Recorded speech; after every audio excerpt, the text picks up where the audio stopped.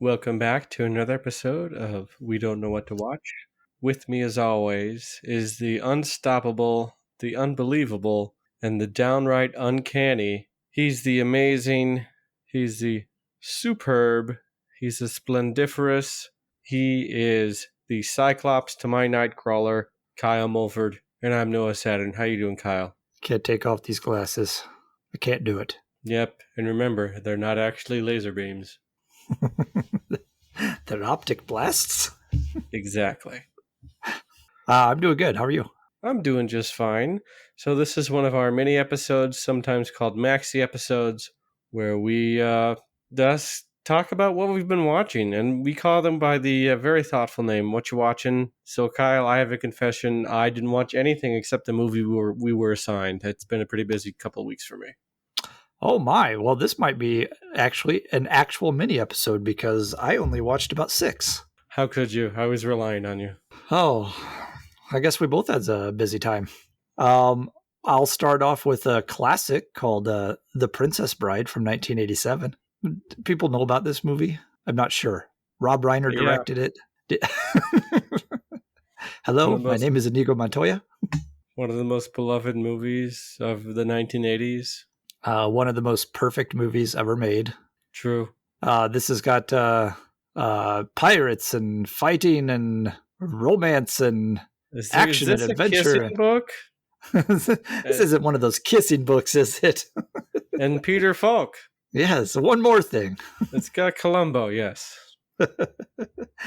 This is a beloved classic for a reason. We watched this with the family, and because we showed this to our kids when they were young, and it's been a long time, and I don't think they really remembered it. So it was like, time to pull this one out again. It's a fantastic movie. Everyone in the world should watch this because I don't know how you could not love this movie. If you get a chance, I'd also highly recommend reading the book. It's very funny, and it does the whole skipping the boring parts, just like Nice. the grandfather does, because the author of the book, William Goldman, is also an Academy Award-winning screenwriter as his day job. So he adapted his own book, and he did an extremely good job of it. One of the most well-known screenwriters in Hollywood. So another thing I'd recommend on top of this is also Cary Elwes. I never remember. He actually wrote a book about his experiences making this movie called As You Wish, because that is his catchphrase in the movie. And I don't recommend reading it. I recommend getting the audiobook of it because he himself reads the book and it is phenomenal. So highly, highly recommend that as a supplement to the movie. Nice. And then on my Blu-ray collection, I watched the second Zatoichi movie, The Tale of Zatoichi Continues from 1962. Instead of like Zatoichi 2, Here We Go Again. Electric Swordaloo. Exactly. This is a movie where the tale of Zatoichi continues. Okay. It actually takes place about a year after the first movie, and he's going back to the village to visit the grave of the samurai that he killed in the first movie because, you know, he respected him. So he's also he's a blind swordsman who's also a masseuse, and so he goes to this village and he's giving him some sort of lord or something a massage, and comes to the realization that the lord is actually insane. So the people that actually are closest to this guy know this, and they don't want him to let other people know. So like they send the Yakuza after him. Of course. And then at some point he also runs into his older brother who's missing an arm, and I think he's the one who actually took his arm from him. And the brother is actually played by real life brother who is Tomisaburo Wakayama, and I know I butchered that, but he is the lead from Lone Wolf and Cub. Oh, nice. That's cool. Yeah, so this one I didn't quite like as much as the first one story-wise, but I still really enjoyed this one. And there was actually a lot more sword fighting in this one than in the first one. So the series is 2 for 2 now. So I've only got about 23 more to watch. Awesome. And then on HBO Max, I watched the now Academy Award nominated film, The Banshees of Inisherin. Yes, with very Irish people. Very Irish people. Set at the is apparently set at the end of the Irish Civil War in 1923. Okay. This is about a small fictional village, and there's two guys that are good friends, Colin Farrell and Brendan Gleeson, and they go to the bar every day. And one day, Brendan Gleeson says, "I don't want to be your friend anymore. You're dull." And Colin Farrell says, "Why not?" And then it's very slow moving, but like it's very kind of darkly comic, but also kind of a little bit depressing, but very interesting. And I really enjoyed this. I enjoyed the performances, everybody, and it kind of escalates and is quite an interesting movie. So I'd recommend this one. Nice. And then on Tubi TV, I watched a little film from 1992 called Gladiator. And Not to no, be this is confused with not the Ridley Scott Gladiator. no, not the Academy Award winning Gladiator. This is a guy named Tommy. This is one of his only movies. James Marshall.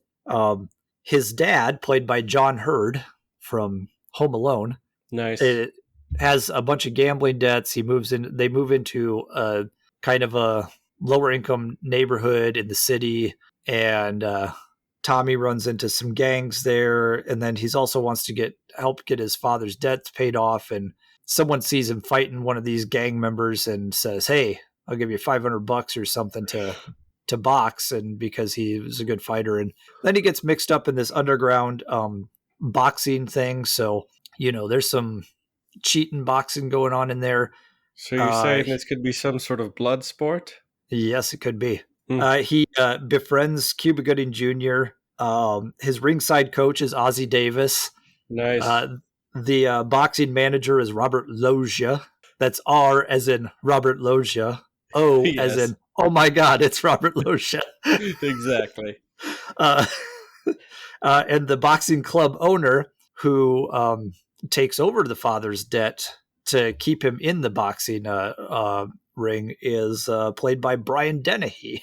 Nice. So it was kind of an interesting cast, and I actually really enjoyed this film. I think I had seen this a long time ago. It came out in '92. I think I saw it back in the '90s, and this is a good little flick, and you can find this on Tubi TV for free. Nice. Then also on Tubi, I swear that's like my go-to streaming service when I pay for all these others. Yeah, why even bother at this point? I know, right? I've realized in the last few what-u-watchins that I've watched a lot of movies on Tubi. Hey, they've got some good stuff there. We need to be sponsored by Tubi at this point. Right? They've got good stuff like 1982's Frank Henenlotter classic Basket Case. Nice. This one is a guy and his creepy ass conjoined twin, a little mushed puppet thing. They have like this psychic connection. His name is Dwayne, and the conjoined twin, his name is Belial. and so he's traveling around with Belial in a basket and going to because his parents thought Belial was an abomination, so they had these doctors come and force an operation on him to separate them, and they're all pissed off about it, so they go hunting down these doctors and killing them. And Nice. It's a very, very bizarre movie. I've seen this several times. It is it's a interesting film. I really enjoy this one, and I have not seen the sequels, but I think both sequels are on Tubi TV as well, so You gotta finish the trilogy. I just might do that. And then finally, I watched with the whole family the 2005 film The Ringer, starring Johnny Knoxville.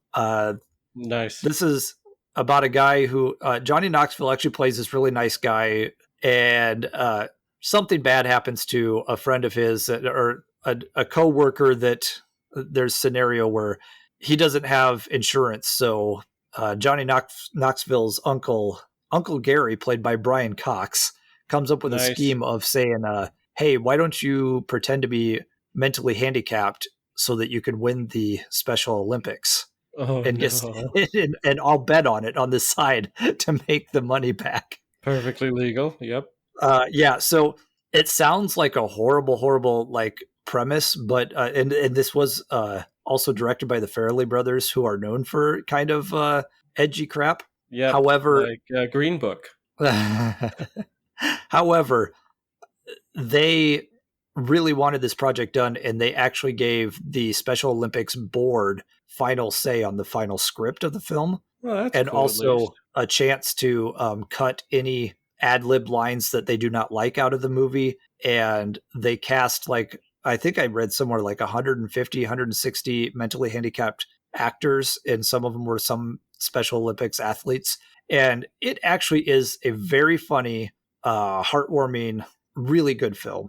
I think it is really cool that they actually got the Special Olympics involved, and I guess Yes. for the most part got it approved. So that I guess that makes me feel better about it. Yes, because this is one that I didn't know that going into the movie, and I saw this in the theater with my wife in 2005, and we were laughing for the first like 20 minutes of the film, but I was like, "Oh my god, I'm going to hell for laughing at this movie because this is terrible. This is an awful premise." And then it gets into the movie, and then you realize that no, they actually did this with a lot of respect and turned it kind of on its head, and really it was a I think one of the Fairleys had this. It was kind of a passion project that because they wanted more people to realize how awesome these Special Olympic athletes are. So it's a really good movie, and it's really funny. So I would highly recommend it. Nice. And that's a very short episode because that's all I've watched in the last couple weeks. What are you planning to watch next? I know this will come out well after the Oscars, but as of this recording, the Oscar nominations just came out. So I think I'm going to start watching some of the nominations. I'm in the middle of Elvis, so I'll talk about that next time. Nice. I should probably watch those too, but I don't know what I'm gonna. I'll probably just do something dumb instead. Instead of watching actual movies, I've just been watching Justice League Unlimited. It Oh, still nice holds up. choice. So yeah, I'm almost done with that. So who knows what I'll do after that? But I've been Have you busy. finished your Medea movies? I no, I haven't. I need to pick those up again. So maybe that should really be my next call. I still need to finish the Medea cinematic universe. I know. I've got Oscar movies to watch, and then I've got 23 more Zatoichi films to watch, and now I think I need to watch Basket Case 2 and 3. So You got a busy couple weeks ahead of you. I do indeed. So anyway, I think that's about it for this episode. We'll leave this one short, and till next time, you can find us on Twitter. I'm at AwesomeKM, And I'm at Noah_Saturn. That is spelled Satern. and we're on Instagram at We Don't Know What to Watch, and you can email us we don't know what to watch at gmail.com, and like and subscribe and comment below. Let us know what you've been watching, what you recommend. Let us know what you thought of the movies we watched. And And until until then, next time, keep please watching. donate. And please donate to the Special Olympics. It's a great cause and it's a great organization. Indeed.